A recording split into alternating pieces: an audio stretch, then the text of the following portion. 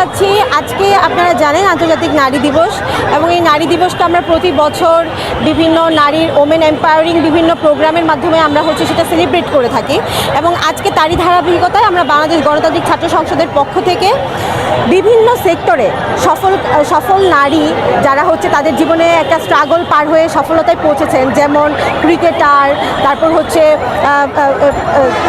News presenter, teacher, activist, এমন মানুষদেরকে নিয়ে আমরা একটা প্রোগ্রাম আয়োজন করেছিলাম যেখানে এই নারীরা আসবেন, তাদের সংগ্রামের কথা বলবেন এবং সর্বোপরি তাদের সফলতার কথা বলবেন। কিন্তু আজকে যখন আমরা এই প্রোগ্রাম শুরু করার আগ মুহূর্তে জানতে পারলাম যে শিশু আসিয়া ধর্ষণের শিকার হয়ে আজকে সে মৃত্যুর সাথে পাঞ্জা ধরছে এবং যে কোনো সময় মৃত্যু তাকে হাতছানি দিয়ে ডাকছে, সেই মুহূর্তে আমরা এখানে বসে আমরা মনে করেছি যে নারীর যে সফলতার গল্প সেটা আসলে কলঙ্কিত হয়েছে। আমরা মনে করি আমরা ইন্ডিভিজুয়ালি নারীরা যে স্ট্রাগল করে যাচ্ছি বা আমরা এক একটা অ্যাচিভমেন্টের দিকে এগিয়ে যাচ্ছি সেটা ব্যর্থ হয়ে যায় যখন কালেকটিভলি আমাকে শুধুমাত্র একটা ধর্ষণের বস্তু হিসেবে দেখা হয়। এবং আমরা মনে করি এই যে আমাদেরকে ধর্ষণের বস্তু হিসেবে দেখা হচ্ছে সেটি আমাদের যত ইন্ডিভিজুয়াল যত স্ট্রাগল আছে সেটাকে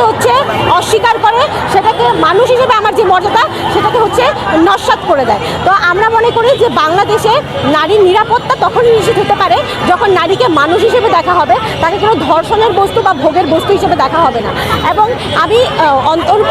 আমরা মনে করি যে বাংলাদেশের নারী নিরাপত্তা তখনই নিশ্চিত করা সম্ভব যখন বাংলাদেশের বাংলাদেশের আপামর জনতা এই বিষয়টাই একমত হবে যে নারী আসলে কোনো ভোগের বস্তু না, এটা কোনো অবজেক্ট না, তাকে ধর্ষণ করে থামিয়ে দেওয়া যায় এরকম না, বরং নারীকে মানুষ হিসেবে ট্রিট করতে হবে। এবং গভর্নমেন্টের পক্ষ থেকে যেই পদক্ষেপ আমরা চাচ্ছি সেটা গভর্নমেন্ট আসলে এখনও পর্যন্ত নারীর ধর্ষণের যে সর্বোচ্চ শাস্তি মৃত্যুদণ্ড সেটি বাস্তবায়ন করতে ব্যর্থ হয়েছে। আমরা দেখেছি যে ক্ষমতাশালী যে পুরুষরা আছে তারা ধর্ষণ করে কিন্তু তারা আইনের ফাঁক ফোকর দিয়ে বের হয়ে যায় এবং আমরা মনে করি এটি খুবই বাজে দৃষ্টান্ত স্থাপন করে, কারণ তখন দেশের সকল ধর্ষক এবং নিপীড়ক ধর্ষকামী যে মানুষগুলো আছে তারা মনে করে তারা একই ধরনের ন্যাক্কারজনক অপরাধ সংগঠিত করে তারা পার পেয়ে যেতে পারে। তো আমরা গভর্নমেন্টের কাছে এটাই আমাদের দাবি যে গভর্নমেন্ট যেন যেই আইনটা আছে যে সর্বোচ্চ শাস্তির মৃত্যুদণ্ড সেটা যেন বয়স, পেশা, ক্ষমতা কাঠামো নির্বিশেষে সেটাকে যেন এক্সিকিউট করা হয়। এবং আমরা মনে করি এটা এক্সিকিউট করা হলে সারা দেশের সামনে দৃষ্টান্ত স্থাপন হবে এবং এই যে ধর্ষকামী মানুষজন আছে, নিপীড়ক মানুষজন আছে, তাদের ভয়ে তারা পরের বার এই ধরনের অপরাধ সংগঠনের আগে ভয় পাবে। আমরা কাজ করে যাচ্ছি, আমাদের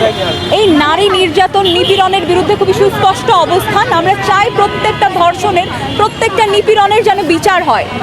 আপনি দেখবেন যে পরপর আজকে এতগুলো শিশু ধর্ষিত হচ্ছে। আমাদেরকে যখন বলা হয় ধর্ষণের কারণ পোশাক এবং ধর্ষণের পরে নারীকে অনেক বেশি অসম্মানের শিকার হতে হয়, তো সেই জায়গায় দাঁড়িয়ে আমরা এই প্রত্যেকটা ধর্ষণের বিচার চাই এবং এই স্বরাষ্ট্রমন্ত্রীকে গদি ছাড়তে হবে। যে কোনো বিচার নিশ্চিত করতে পারে না, যে মব উস্কে গেলে সেটার বিরুদ্ধে কোনো শক্ত অবস্থান নিতে পারে না, এই ধরনের স্বরাষ্ট্রমন্ত্রী আমাদের প্রয়োজন নেই এবং আমরা দ্রুততম সময়ে এর বিচার চাই।